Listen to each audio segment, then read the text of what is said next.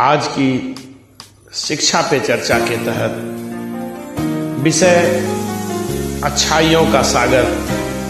कहते हैं अनुसंधान को विकास से जोड़ने की पहल है शिक्षा का प्रचार और प्रसार। अगर चेहरे के साथ भीतर के अंतरात्मा की भाव भी दिखाई देने लगे, दूसरों की आंखों की नमी देख हम भावुक हो जाते हैं, लेकिन स्वयं के भीतर में व्याप्त अच्छाइयां दिखने लग जाए तो शायद यह विश्व अलग ही दिखेगा। ऐसा न होने के कारण हमारी अज्ञानता और भटकाव की भाव हावी हो जाती है और हम विचार से भटक जाते हैं। इस विषय पे कबीरदास जी ने इंसान को इसी अज्ञानता पर विचार दिए थे। पानी में मीन पियासो मोहे सुन सुन आवे हांस। कोई वस्तु आपके हाथ में हो और आप उसे खोजे तो लोग हंसेंगे। कस्तूरी की सुगंध से भ्रमित मृग इधर उधर भागकर उसे ढूंढे तो उसकी अज्ञानता पर इंसान हंसता है, लेकिन अपने भीतर समाहित अच्छाइयों के सागर को इंसान यदि बाहर ढूंढता है तो सारे पशु जगत को उस पर हंसी आना चाहिए। जब हम अपने भीतर देखने की कला में पारंगत हो जाएंगे तो हमारे जीवन का एक नया आयाम, नया अध्याय शुरू हो जाएगा। लेकिन भीतर से अनजान इंसान ज्यादातर बाहर की ओर देखता है, अपने भीतर देखने की उसकी कोई रुचि ही नहीं होती। अपने अंदर की प्रतिभा, अपने अंदर की आत्मविश्वास, अपने अंदर की उत्साह, उमंग और लगन को केंद्रित करने में अक्सर इंसान असफल हो जाते हैं।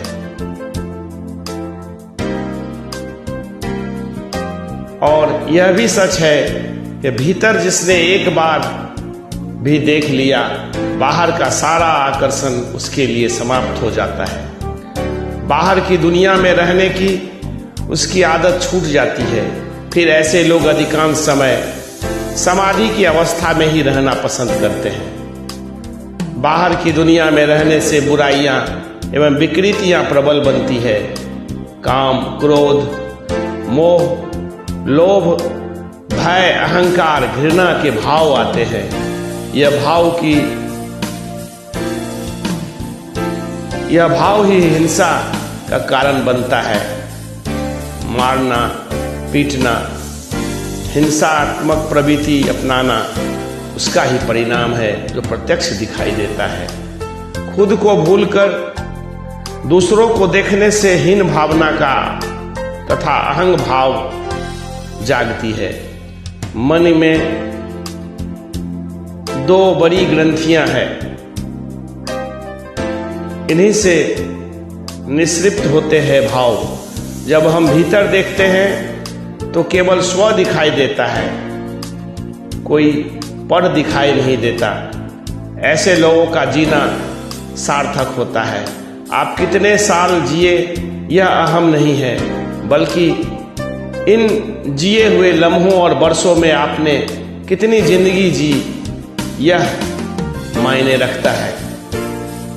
और एक सुंदर, सुखद, सहज और सरल जीवन इंसान के जन्म को सार्थकता में बदलता है। अतः मन दुखी हो या खुशी, यह ज्यादा विचार मायने नहीं रखता। हर स्थिति में अपने अंदर सकारात्मक विचार को उत्पन्न करना चाहिए और सकारात्मक दृष्टिकोण अपनाना चाहिए। इसी संदर्भ में एक गीत प्रस्तुति भजन राग के रूप में। हे नाथ तुम ही सबके मालिक, तुम ही सबके रखवारे हो। हे नाथ तुम ही सबके मालिक, तुम ही सबके रखवारे हो। तुम ही सब जग में व्याप रहे, विभु रूप अनेको धरे हो। तुम ही नभ जल थल अग्नि, तुम सूरज चांद सितारे हो। यह सभी चराचर है तुम में, तुम ही सबके ध्रुव तारे हो। हम महामूर अज्ञानी जन प्रभु भव सागर में डूब रहे। नहीं नेक तुम्हारी भक्ति करे, मन मालिन विषय में खूब रमे। सत्संगति में नहीं जाए कभी, खल संगति में भरपूर रहे। सहते दारुण दुख दिवस रैन, हम सच्चे सुख से दूर रहे। तुम दीन बंधु जग पावन हो, जगत पिता जगत पालक हो। हम दीन पतित अति भारी है नहीं जगत में ठौर कहीं।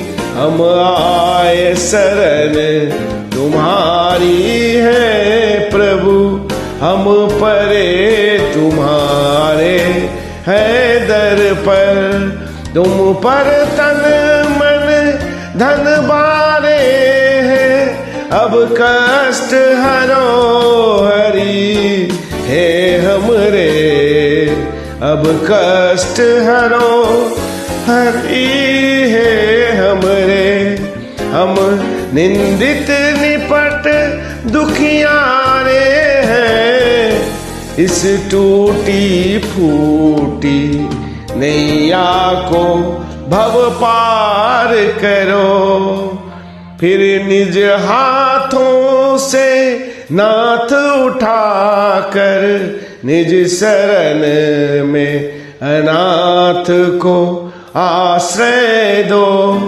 आपको निज शरीर मन तन से समर्पित दास बना लेना भगवन।